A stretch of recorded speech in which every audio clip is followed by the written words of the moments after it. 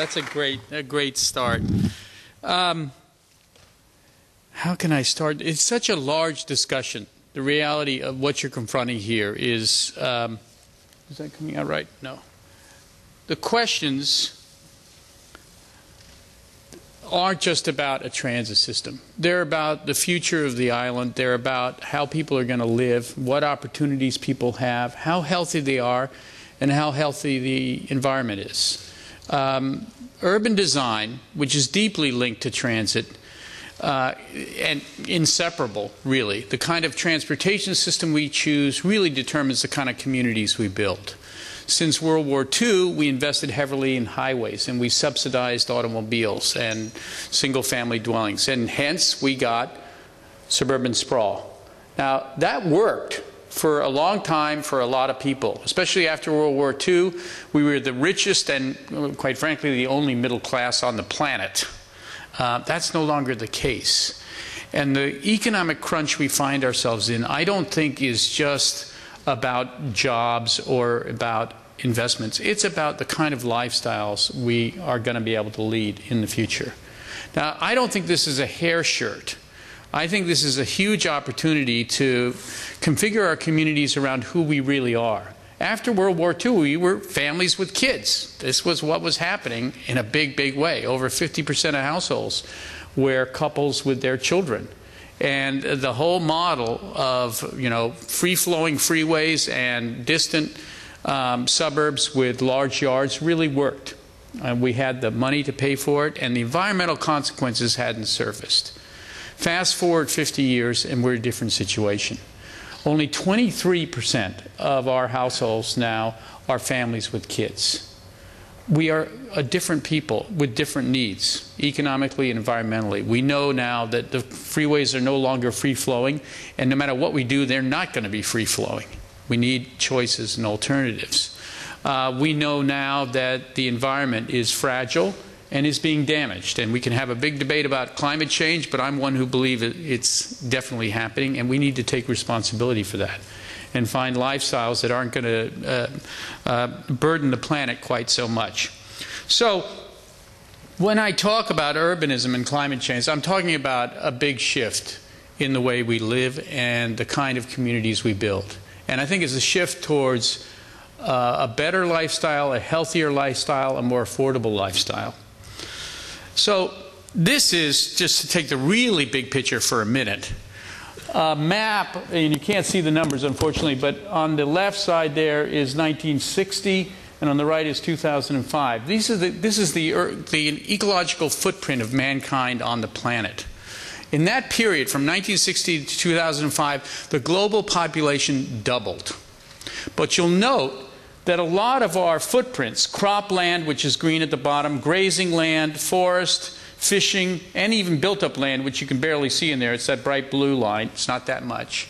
Those are the environmental demands we're putting on the planet. It remained constant. That meant that all those features at a global scale doubled in efficiency because they're supplying twice the population. The thing, of course, that changed was energy and carbon release. And you can see that in the yellow line. It's translated into the number of acres it would take to absorb the carbon output by forests. So it is a measure of the ecological footprint of our carbon output. Now, the astounding thing about this graph is you can see that red line. That's the capacity of the Earth. So something startling happened in many of our lifetimes. We, for the first time in human history, crossed the line in terms of putting a greater burden on the planet than it can handle. And I think that's the larger context that everybody has to keep in the back of their heads. We all act from immediate needs and immediate capacities. But there has to be a larger sensibility about the long-term well-being of all of us and everything. So let me bring it down to earth. Whoops, what happened here? Let me bring it down to earth in where I live, the Bay Area. A lot of people think Americans are wedded to the automobile. There's no changing that, and it's a great thing because it gives us freedom of choice and mobility. Well, the mobility is there sometimes and sometimes not. You know that here. I believe this city, this island, has the worst congestion in the United States. You have something like 58 hours of congestion on average that everybody sits in per year. And that's because of the urban form you have, which is a linear high-density city. It's a perfect form for transit, and it's the complete nightmare for automobiles, because it means that all the automobiles are traveling in the same corridor at the same time. Places like Denver, that spread out in all directions, are able to disperse traffic in many directions. And they still end up congested, nonetheless. We haven't solved that problem. But here it's particularly aggravated. And there's really no easy solution to it because you're in a very confined corridor. There's not a lot of room for a new freeway. So that is one issue that has to be held in place. But we do tend to think that it's been that way in the past and it can be that way in the future. It's not that way. It's all about where you live. So here's a cross-section of the Bay Area, and each one of those colors represents a different average auto use per year per household. And you can bet the orange is up around 30,000 miles a year. And the dark green, which actually includes not just San Francisco, but where I live in Berkeley and Oakland, can be down around 7,000. There's a 3-to-1 variation in auto use based on where you live, how walkable it is, how close to transit it is.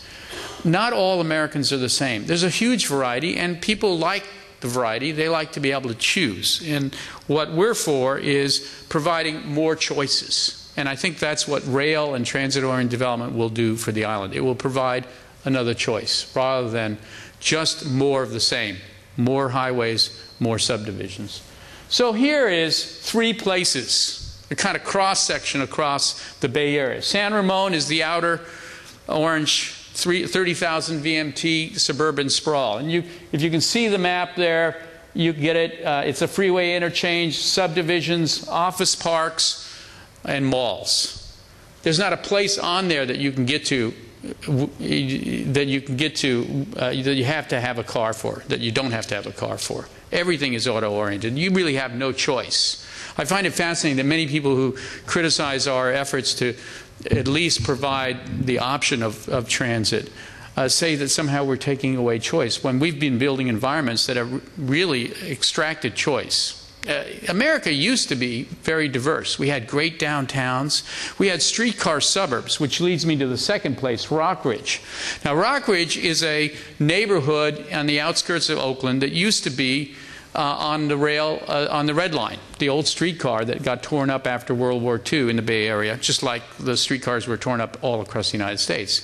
It was a walkable neighborhood that was served by transit. Streetcar suburbs were a great middle ground. It didn't mean that everybody had to live in the urban center.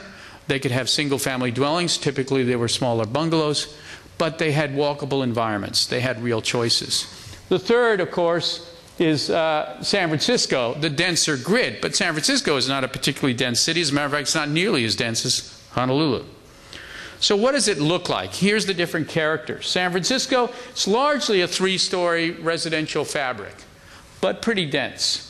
Notice Rockridge here in the lower corner there. Those are the traditional starter homes, the affordable first rung on the ladder for many people in America to get that home ownership. Small lot, but the trade-off was you didn't have a big yard, but you had good parks nearby and you could walk to stores and services. And then, of course, San Ramon, a landscape dominated by garage doors and parking lot. When it comes to shopping, we all know the differences. There's the mall, which is approachable only in a car. And then, it's interesting, San Francisco and Rockridge have very similar main streets. Wonderful walkable streets that are connected to the neighborhoods and also connect you to transit opportunities. And then jobs. The whole issue of where people go to work. There's the great downtown. It's a intense urban center in San Francisco. A lot of vitality. But in Rockridge, that low-scale mixed use begins to point the way to a kind of future for America that I think is very, very healthy, where you can go to work without your car and still walk midday to a good restaurant and run your errands. And then, of course, San Ramon up there, it's the office park. You really have to drive. Even if the bus ran there, you'd be stranded if you got there without it. Now, here are the numbers for those 3 places. Maybe I'll do it this way. No, it's too small. Urban is San Francisco. Compact is Rockridge, which is the new kind of reborn. I forgot to mention, Rockridge was a streetcar suburb. It got reborn as a TOD because it got a BART station. Elevated track, exactly what you're thinking of here. And quite frankly, if you visit Rockridge, you'll note that that elevated track doesn't disrupt the pedestrian movement and actually doesn't harm the quality of that neighborhood. As a matter of fact, it's one of the most desirable in the East Bay. So that's compact, and then sprawl is, of course, San Ramon. So notice the annual carbon emissions goes from 6 to 21. There's that 3.5 to 1 ratio. Big differences. But you'll notice that nice kind of mid-scale works very, very well, and it's something that I think is very important to our future.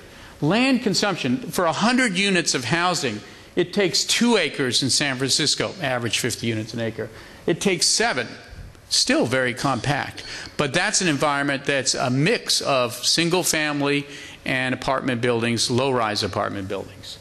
And then, of course, once you get out into the world of subdivisions, it's on the order of 30 acres. So at the most basic level, in terms of environmental concerns and conservation, land consumption is the name of the game on that level.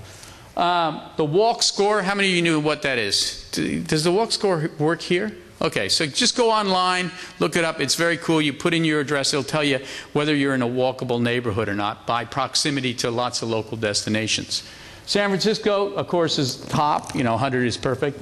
Rockridge is really good, and I don't know why San Ramon got 46%. It's probably because they've measured by as the crow flies, not as you walk. But here's the real kicker in this. Because we tend to say that the marketplace demands large lot, single-family subdivisions. That's what the American dream is. That's where the money goes. The reality is quite different. When you look at the value per square foot, and all 3 of these places are high-end, so they are apples-to-apples comparison. The San Francisco neighborhood we chose, you got a house there, you paid $550 a square foot, and you didn't get any yard. In Rockridge, you pay $420 a square foot and you get a tiny yard, but you get all those other amenities. And the market tells us that the large lot with the big yard is only worth $320 a square foot. So the value of this, the value of urbanism is clearly expressed in these numbers. Now, a lot of people say this is a problem because it means that urbanism costs too much for many, many people. That's just because there's a dearth. If we had more of it, if we had more Rockridges, if we had more transit-oriented development, if you build your line and build communities around it, you have the ability here to build enough so that you won't drive the affordable end of the spectrum off the page. I already mentioned this statistic, but it's just startling to most people. We have this mental image that America is mom and dad and a couple kids and a couple cars in the suburbs. That's just not who we are anymore. The largest single group now are people who live alone, single people. I don't know whether that's a good thing or a bad thing, but that's the reality. And of course, what's coming next? In the next 2 decades, we have empty nesters, all of us baby boomers who are without kids and therefore don't need to be way out there in that school district and or with that big yard. And we have Gen Y who actually prefer to not own a car at all and love the idea of living in urban environments. And then in between there, you have a lot of people who just need some economic choices because that lifestyle of the suburbs doesn't fit. And this is why. This shows you the median income in the United States is $50,000, 48,000 I think now. It's falling slightly. That's the median income. Typically around half, if you're lucky, half of that, this is the 800-pound gorilla in the room, half of that goes to your mortgage, rent, and the cost of transportation. Owning the cars, insuring them, maintaining them, paying for the gas. Those 2 things are 50% of everybody's budget. So if you look at it that way, $25,000, what happens? The red here is the housing cost, and the green is transportation. If you own 3 cars on average, you're spending $14,000 a year on transportation. That's the national averages. You're spending more on transportation if you're driving that distance than you are on your house. And this is partly why the real estate industry collapsed, because people couldn't afford paying both. The mortgage on the big lot house, the large lot home, and the transportation costs. You jump down to 2 cars and you're starting to get imbalance. But look what happens. If you live in a place where you only have to own 1 car, all of a sudden you're rich. You can afford a whole nother set of options in terms of housing and or other things that you may want. And then if you're Gen Y and you love to live in the city without a car, you use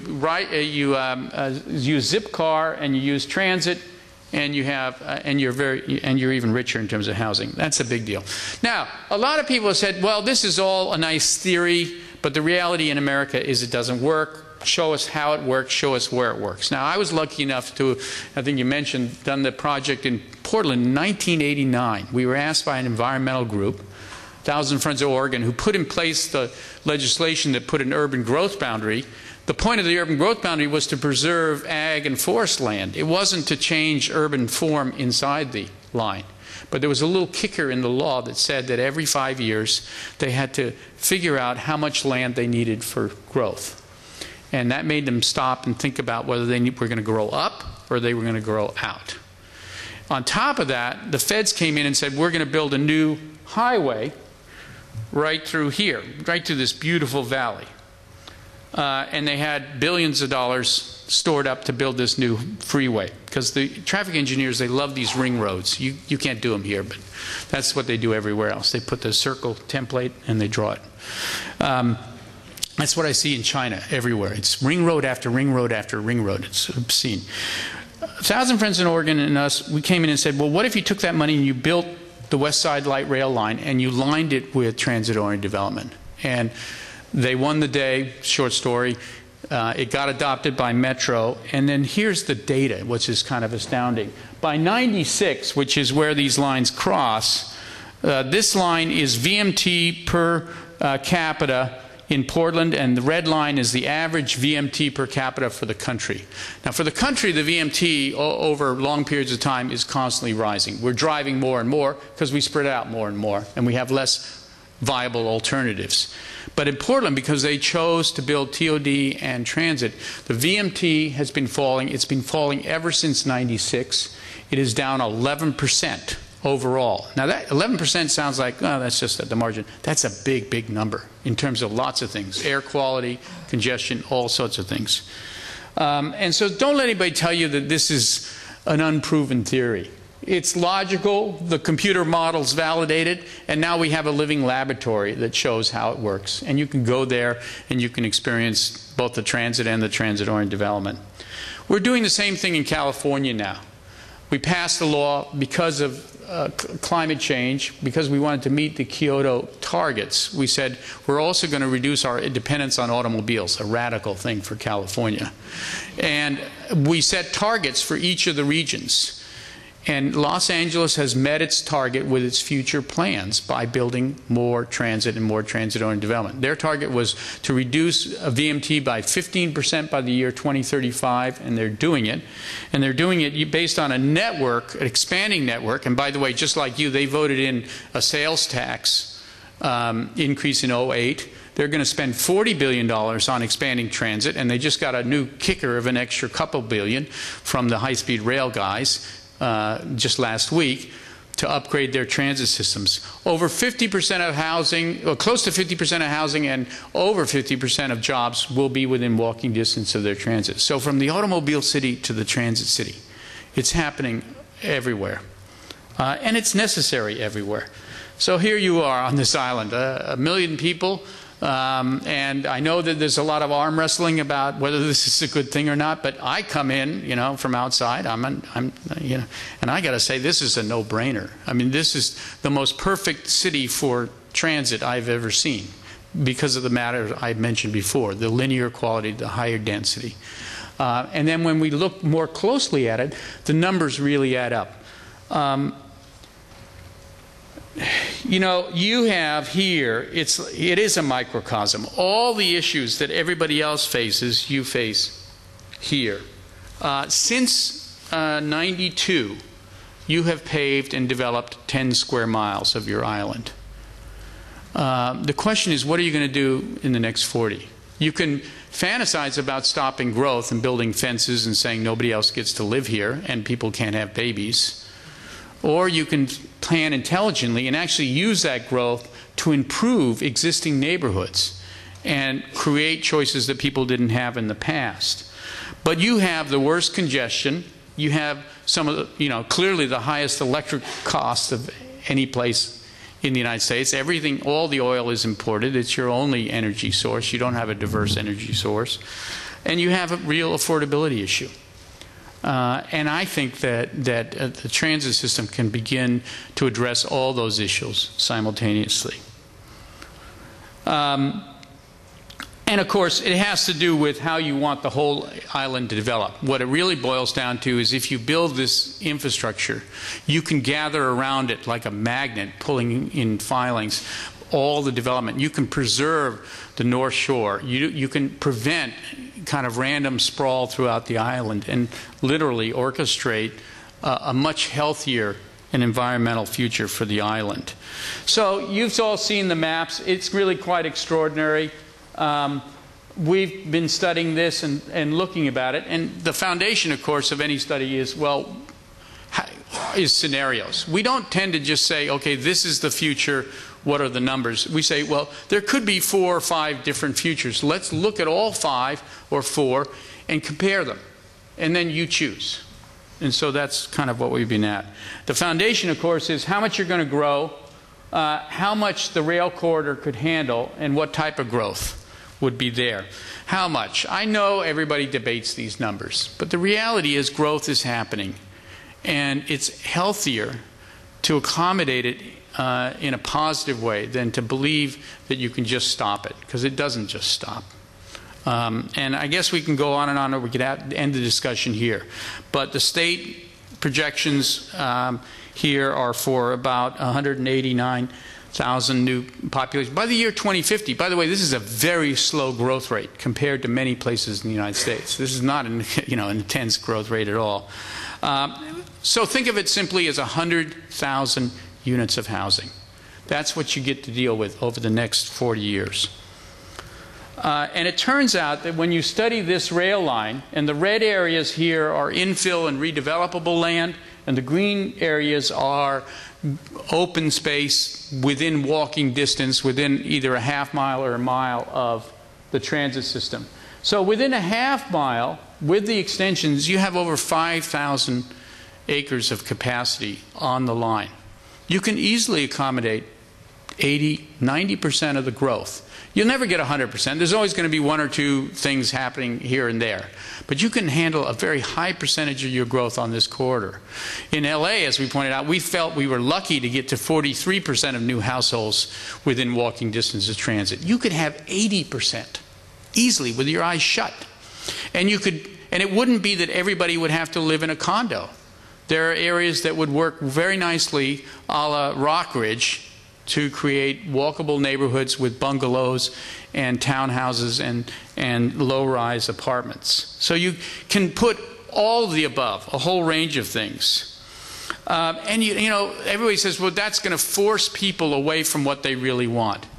Well, what you want and what you want in the environment of trade-offs are 2 different things. Everybody wants a yacht, but not everybody can afford a yacht.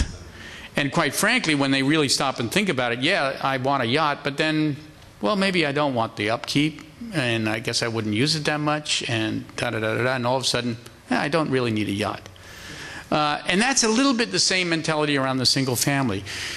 If single family is the only choice, then yeah, that's what you're going to choose. But if there are really good alternatives, if you could choose a small lot within walking distance, or even a townhouse, which isn't typical on an island, but I think can and should be, and then you think about the affordability issue and the demographics, all of a sudden these things begin to make sense. Here's some of the surveys. 50% said they would actually prefer to live in a place within walking distance of transit. So what do the numbers show us? In terms of market demand for housing going forward, it's negative on large lot. That's because us empty nesters are going to have a hard time maintaining those big places. Both utilities and all sorts of things, and it no longer fits our lifestyle. What's needed is multifamily, single-family attached, and small lot. Those are the things, and those are all good things for TOD. Let me give you some pictures quickly. So the infill stuff, you do, we've done. This is Oakland. But the point is that this kind of growth can repair damaged places. So here in downtown Oakland, a big open parking lot, a very dangerous part of the city. Redeveloped into housing, all of a sudden becomes a vital neighborhood. In San Jose, on the left, that was an old industrial area with a rail line running through it. And now it's been redeveloped once again into a mix of apartments and single family. And it looks like this. So it starts in the upper left-hand corner as old industrial warehouses and becomes a resource, a repaired, healthy neighborhood. So it's not just about transit and, and ridership. It's also about repairing existing developed areas, which is a big environmental positive. Stapleton was mentioned, and it's a good example of the kinds of development that's very desirable and can be very much transit-oriented. It's the rebirth of the streetcar suburb. And in it, you have a whole range of housing types. One of the things I love about Stapleton is if you go diagonal there, on the lower right-hand corner, you have the highest cost house in the Denver region back then was about $1.8 million. That's what that house sold for. 3 blocks away were these bungalows, and they were selling for around $200,000. So you had a 10-to-1 economic spread in the same neighborhood. This whole idea of economic segregation, I think, is way past its prime. And places like Sacramento that mix affordable housing with high-end housing with townhouses, the whole range of housing types really are exciting and vital, and they maintain high value. Why? Because they have all sorts of community assets within walking distance. And this is some pictures of some of those features there. But it's a walkable fabric that makes it special and makes it desirable. Okay. So the study is not complete. I'm going to show you some early results, but it's framed this way, which is there are 4 futures. Business as usual, no rail, you just keep growing, just like you did from 92 to 05, just projects here and there around the island. The future forecast changes that because it recognizes that the demand for large lot single family is waning and a higher density development pattern will emerge, and it has rail. But it's not really focused on the corridor. The fourth one is very much what you guys are developing here, which is really focused on TOD and rail. And the third one, station area, and then the corridor focus kind of says, well, what if you really went all in? You kind of pushed all your chips into the center of the pile and said, okay, we're doing this and largely the other. That's 85% of growth in the corridor. And so we compare those, and you hear the numbers. And this is maybe the simplest way to think about it. These are different development types. Red is high density, transit oriented. It's the infill stuff. The orange is Rockridge, middle kind of scale, walkable, Stapleton. And the light is of course, subdivisions out there where only cars can go. And A is business as usual. B, the forecast actually shifts in a healthy direction, but not quite as focused around transit. C is where you're headed with your plans, and we think is a very healthy direction. And D is even more intense. So what are the big differences? The biggest difference is land consumption, and it's really quite startling. So if you take a look at the far column there, 2010 to 2050, 40 years. Business as usual, 21 square miles. You develop twice as much land as you developed over since 92, the last 10 years. The future forecast brings it down. The stationary plans cuts it in half. 10 square miles, 6,000 acres of development eliminated from the island. That's a big, big deal. Forget about transportation. But you can't do that without alternative transportation systems. And then, of course, even more intense is the corridor focus. So these are just the numbers you choose. Now, here's what's most fascinating. For that increment of 100,000 units, the average driving per household is near 13,000 with business as usual. Right now, the average VMT for the island is 14,000. It's not bad, actually. You know, it's because you don't have, it's not a huge area, and a lot of people do live close to the city. So you're actually better than the national norm. But look how much better you get all the way down here at C or D. When you go down to C, you've cut the average automobile dependence in half. That's not eliminating the car. It's not eliminating choice. It's not eliminating freedom. It's just saying that people have enough choices that they don't always have to use their car. Well, what does that translate into? Vehicle miles traveled. If you add it all up, and this is all in, the increment and the existing population, the difference in terms of the total VMT driven is the equivalent of taking, say, under scenario C, 160,000 cars off the road. That's how much driving you're eliminating. Now, you can think of all the implications of that. I know air quality is not an issue here. You got your trade winds just cleaning you off all the time. But all those other issues, from climate change on down, are related to that, and cost. And I'll get into the cost side a little more. Fuel consumption. There's a 14 to 17% reduction in fuel consumption. That's money in people's pockets. That actually represents around $10 billion in passenger. I think there's the numbers. So when people say, let's not build transit, we'll save money, it's an illusion. You will spend the money.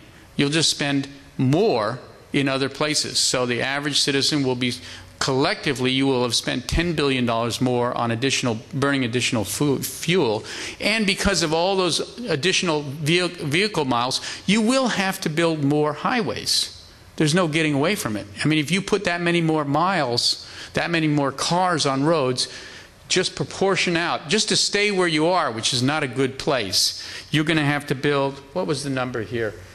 230 lane miles, just to stay even with where you are, if you don't begin to wean yourselves and give people choice in another direction. So that's another 10 billion. So 10 billion in more highways, and by the way, they probably are going to be elevated, because I don't see a lot of open space to build a highway anywhere near this city. So there's an elevated structure for 10 billion overall, and the fuel costs another 10 billion. So you're up to $20 billion of costs, and people are worried about spending $5 billion on this transit system. So I look at this, I see it all over the United States, false choices. People think if we just do nothing, we'll save money. The reality is, doing nothing has all sorts of unintended, but in clear view, consequences. And if you don't build transit, you're going to have people driving more. And if you're going to have people driving more, they're going to spend more on, you're going to have to spend more on roads. It's simple. It doesn't take a rocket science or a doctorate degree. I don't have a doctorate degree. I'm very depressed about that now. What does that 10 billion buy you of roads, buy you in terms of transit? 39 miles of transit. So, you know, there is no nothing option. It's always something. And that's what I find very interesting about the political discourse in America, especially now as we're in this recession and everybody's trying to pull back and saying we can't spend money, we can't do anything, we've got to stop doing everything. The reality is stopping costs money. We had the same debate over high-speed rail. People said it's too expensive, $68 billion to build high-speed rail. The alternative, you're just taking the trips from LA to San Francisco and the number of them that are going to go by plane and the number that will go by car, and building enough road capacity for the road trips and enough airport capacity for the airplanes, $178 billion of airport expansion and highway expansion to achieve the same goal. But of course the political dialogue wasn't framed that way. It was, we can't afford this, you know, extravagance. The truth is, we can't afford to not build it. And I would say the same is true here. Well, I'm supposed to be impartial. You have 4 choices. You can write down your selection at the end of this talk. And don't let me bias you. Okay, there's more. Actually, when you build more compact and smaller bungalows, There's a smaller energy bill. It's obvious, right? Single-story buildings with big roofs consume a lot more energy. We can put a number to that. And it's equivalent to 65,000 homes in terms of energy. Water use goes down. Less yards to irrigate, less parking lots to take care of, et cetera, et cetera.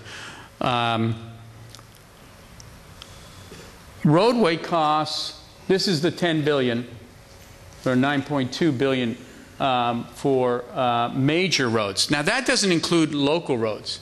So just think about it. If you're building either 20 square miles of development over the next 40 years, or you're building 7 or 10, there's a lot less asphalt roads and infrastructure embedded inside that. Forget about the regional highway and arterials, just the local stuff.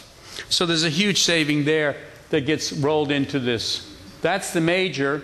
Here it is when you add the highway, arterials, and the local infrastructure. So you're talking about lots of money here.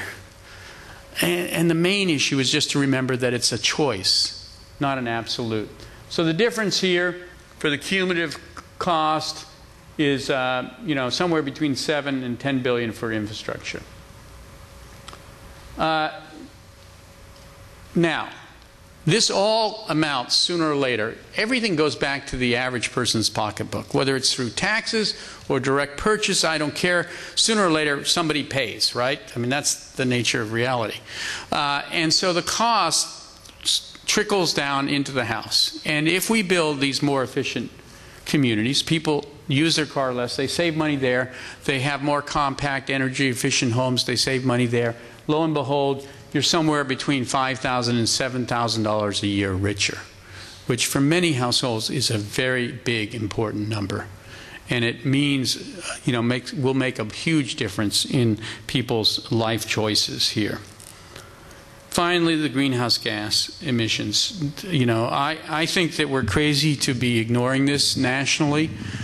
We've shown in California that with our new state AB 32 law, we can meet the Kyoto target without compromising our lifestyles. Actually, by enhancing our communities and beginning to shift into the kinds of technologies that are going to dominate. I'm not going to get into my whole rap about that. We'll leave that aside, but it's something I'm particularly passionate about. Here, the difference in greenhouse gas emissions would be equal to about 168,000 acres of land here in terms of uptake. I can't remember. Oh, yeah, there it is. That's 44% of the island. So, that's my conclusion. I've tried to be totally unbiased, as you can see. Neutral, just delivering the facts. Believe me, the models have been examined by cynics up and down. You can imagine that certain people really think this is erroneous, and so the kind of peer review that's gone through for the state of California. This model originated in order to monitor the state's compliance with its goals vis-a-vis AB 32 and SB 375, which are laws that have to do with carbon and vehicle reduction. It's in the public domain. It's been vetted because, of course, there are many people who don't like the results. So I think it's rock solid. I think these numbers are obvious, quite frankly, when you stop and think about the not so unintended consequences of doing nothing. And so I leave you with that you have both global well-being and local well-being in your hands with this decision. And I think it should be an easy decision. Thank you. How do we finance TOD in an area where property taxes are so low that property tax increment financing, TIF, won't work here? We need some other methodology, either all-tax TIF like Albuquerque has, you may be familiar with that project, or some other method of paying helping the developer put in the infrastructure. Let me actually make one modification of that. It's not our property taxes that are the problem relative to TIF, it's the fact that our property values are so high that the escalation from development is fairly low, but at any rate And I'm going to let you answer that question because I don't have the local knowledge to get at that. Financing infrastructure, as you're well aware, we've had this conversation, is a major concern. And as the mayor mentioned very early on in his introduction, we are in the process of trying to do an infrastructure symposium in the near future because we have to manage and challenge this issue. Part of it is historically, at least in my opinion, the way that we finance infrastructure is on the backs of new development. People complain about new development, but over the many decades, not years, but decades, in this community, you financed it on the back of new development. Now you want to say no new development, and the infrastructure is falling apart. So we've got to come up with a new paradigm and dramatically shift the way that we finance infrastructure, and we are working on that. And I will add something, which is that, once again, it's the no-choice option still has costs. So, you know, if you spread the development over 20 square miles across the island, there's still infrastructure to be financed. You're still left with the same problem. Actually, you're left with twice the problem in terms of infrastructure cost. I had a conversation with a friend the other night who said he wasn't in favor of rail because he couldn't see how he was going to get down from a suburban household up in one of the valleys to be able to drive to the transit stop, park, and then use the rail, because he didn't see that there were going to be parking lots. Yeah, that's a very tricky question. And the reality is, because the good news is this system can carry so much walk-in traffic because of its proximity to existing high-density development, because its ability to draw in future growth within walking distance, that it'll have a very high ridership without the drive-in. The drive-in is a big dilemma, and typically it's a very precise analysis calculation. Not every station gets park and ride. Only certain stations get park and ride.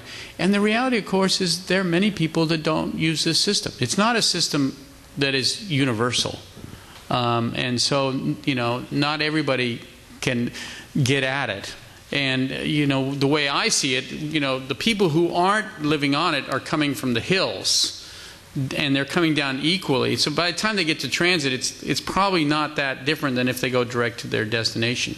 So the reality is that it's going to benefit the island by keeping more of that sprawl from happening, and by for people who are now in the corridor traveling by car along the corridor, they begin to have an option. And then there's a selective capacity for park and ride. Now, feeder buses are also a big part of the equation, and that's a bigger lift. People are less comfortable taking, you know, a transfer, but it's certainly something that's there for people that economically say, well, shoot, if I do it that way, I can have one less car at home. I've got another $7,000 to play around with. So there's many answers to the questions, and it's not one particular size fits all. The easy answer is park and ride. There will be some of that in selective locations. Now, of course, what's happening with BART, over time, they started with, our transit system started with all park and ride, and has now evolved away from it. And they built parking structures for park and ride to maintain that capacity, and they developed sites simultaneously. That evolves into place over time with property values. And part of the design, the complexity of the design, and I'm sure you're getting at with your TOD planning, is, you know, there's phasing, and it starts with this, and it changes over time. The other types of rail that might be more affordable, have you looked at the cost benefits of trying a different type of rail? And if you could explain to us what you found. Well, we haven't studied it in detail, but I've done enough of this kind of work to know what's going on. First of all, your levels of congestion in your city are extreme. And in some suburban locations, like when we ran the West Side Light Rail line out of Portland, we were running through suburban areas that had very low congestion levels. So we could afford to capture right-of-way and take lanes away from existing arterials. You can't afford to do that here. That's the number one. So if you try to do it at grade, whether it's BRT or light rail, you're going to have a real struggle finding the space, literally the space. And then you'd have all the arm wrestling about, oh, you're going to take away my parking, or you're going to take away a lane of traffic where it's already congested. Then you double up on that, which is both of those systems are lower capacity. because of the density and the linear quality of the city, you're going to have a very high ridership, which means a very efficient, cost-effective system. But a high ridership needs a high-capacity system. Light rail doesn't get you there, and BRT does not get you there. You know, at the very least, you're going to end up at around 130,000 passengers a day. And under some of the scenarios we're looking at, it could be way north of that. And so a BART-like system is what's most appropriate in terms of capacity. So the two issues around alternative systems are spatial. Where do you put it? If you put it at grade, not only are you stealing, making things worse congestion-wise, but the system itself is not running that well. Even if you have timed signals, you know, the trigger, hypothetically the train moves right through smoothly. Never happens that way. And there's delay at intersections, and you're causing delay to the traffic in the orthogonal direction. So you get into a whole mess that way. And the system runs slower. So it has lower capacity, runs slower. If it runs slower, it's less attractive to riders, and you get a cascading problem. So from my standpoint, knowing all these different systems, in many places I recommend light rail because the volumes are low and you're running in areas that have the spatial capacity for that. But not here. Wouldn't work. Hi, Peter. I'm Kevin Carney with EAH Housing, and we support TOD development, and we've done one in Northern California. Do your studies? It's my understanding that studies show that the average rail rider, or the majority of rail riders, their incomes are at about 50% of the area median income and below. And I just wanted to find out if that's what the studies that you've seen have shown. And if so, then that tells me that this ridership is looking mostly, or can only afford rental property and not to purchase, particularly with the high cost of housing in Honolulu. So my next question is, do you have any silver bullets to bridge the gap in providing subsidies to build that affordable rental housing? Thank you. Well, certainly in mature areas like the Bay Area, you have very high-end housing, you know, being attracted to transit locations. So it's not true that it's only low income. It's very much about, you know, specific origins and specific destinations. That said, there's no question that overall, if you took the national norm, transit riders are lower income. They're taking advantage because they need to take advantage of a cheaper way of getting around. So that's kind of a fundamental reality, and there's a lot of people here that would enjoy that opportunity. Now, inclusionary zoning within the TOD is a very important thing, and that there needs to be enough affordable housing embedded inside the TODs. Counterintuitive to what you're saying, which is you'd think naturally all the TODs would be low income. Actually, because they create such an accessibility advantage, they can tend in the other direction and become gentrification. So the part of the issue is how do you subsidize that affordable housing? There are many mechanisms. It's an issue that, you know, we can't unwrap right here, right now, that easily. I will say that when you think about affordable lifestyles instead of affordable housing, starting at a transit location is a natural advantage. You create a more affordable lifestyle because there's less burden on that household in their transportation pocketbook. So, very complex question. The reality, of course, is that all these things can be solved because we see the solutions, good examples of solutions all around. Last question. Have you seen the benefits? Where's the question? Who's talking where? I'm sorry, I'm standing. Oh. Have you seen... Stand up and be heard. Have you seen any benefits nationally, land use benefits from rail streetcar systems that supplement the higher capacity systems, streetcar systems that may replace major bus service and attract higher clientele and have land use benefits? Yeah.